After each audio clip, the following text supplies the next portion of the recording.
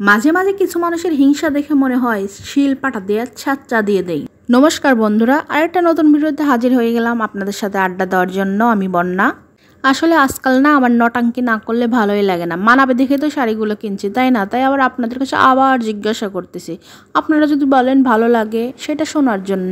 প্রশংসা কার না শুনতে ভালো লাগে, সেই জন্য বারবারই প্রশংসা শুনতে চাই, বুঝছেন?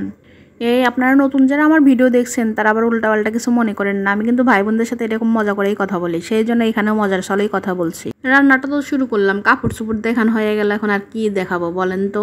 আর কয়টা কথা না বললেই না। আমার ছেলে মনে করে আমার না খালি রান্নাঘরেই থাকা উচিত, কারণ আমাদের কাজ মেয়েদের কাজে বলে রান্নাঘরে থাকে। কি একটা ভুল ধারণা দিয়েছি না ছেলেকে। আসলে এটা কিন্তু আমার ছেলের দোষ না, এটা হচ্ছে আমাদের সমাজ ব্যবস্থার দোষ। কারণ ও তো জন্মের পর থেকে দেখতেইছে আমি রান্নাঘরে আসি, রান্না করতেছি, অন্য কিছু তো আর দেখেনি। সেই জন্য ভাবে অন্য কাউকে রান্না করতেও দেখেনি। কারণ দিদিমাকে দেখছে রান্না করতে, আমাকে দেখছে, সবার বাড়ি যেখানেই যায় সেখানেই মহিলারা রান্না করে। এটাই ওর মাথায় ঢুকে গেছে মেয়েদের এগুলো রান্নাবাড়ি কাজ। যাই হোক, এখন বোঝানোর চেষ্টা করতেছে আসলে বাবা সবারই তো আসলে রান্নাবাড়ি কাজ না। এখনও অনেক মেয়েরা লেখাপড়া করে বড় বড় জায়গায় চাকরি করতেছে, তারা কি আর রান্নাঘরে করে? রান্না একটু কমই করে। আমি যে ভিডিওতে দেখাই যে দেখো ছেলেরাও রান্না করতেছে কি সুন্দর করে, তখন বুঝি ছেলেদেরও এই কাজটা করতে পারে।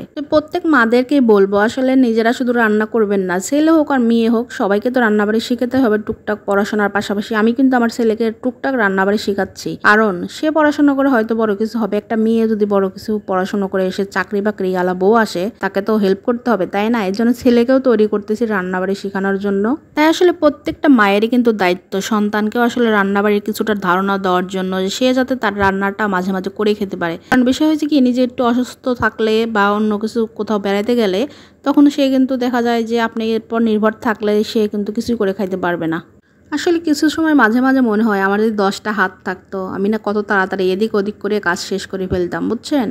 যাই হোক, অনেক কথাই বলে ফেললাম। আমার মাংসটা রান্না হয়েছে, শাকটাও কিন্তু অলরেডি ভাজি হয়ে আসলো। আর এই দেখেন আমি লেবু দিয়ে কীভাবে মাংসটা খাইতে পছন্দ করি, অনেকটাই টেস্টি লাগে। আর রান্না করতে করতে যখন প্রেশারটা বাড়ে, আমি এইভাবে লেবু দিয়ে একটু খায় নেই, তাহলে মুখের লুচ আর কি বলবো, রুচিটাও ঠিক হয় এবং প্রেশারটাও কমে যায়। সেই জন্য আমি মাঝে মাঝে এরকম লেবু দিয়ে মাংস দিয়ে খাই। আসলে মাংস তো খাইতেই ইচ্ছা করে, প্রেশার থাক আর যাই থাক, তারপরে লেবুটা দিলে একটুখানি মনে হয় যে না, একটু আরামই লাগে।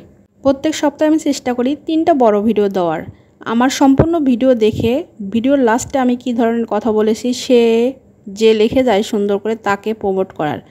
অবশ্যই আপনারা যারা এই ভিডিওতে সুন্দর একটা কমেন্ট করে যাবেন লাস্টে আমি কি বললাম সেটা অনুযায়ী, অবশ্যই পরবর্তী ভিডিওতে আপনাদেরকে আমি তুলে ধরবো।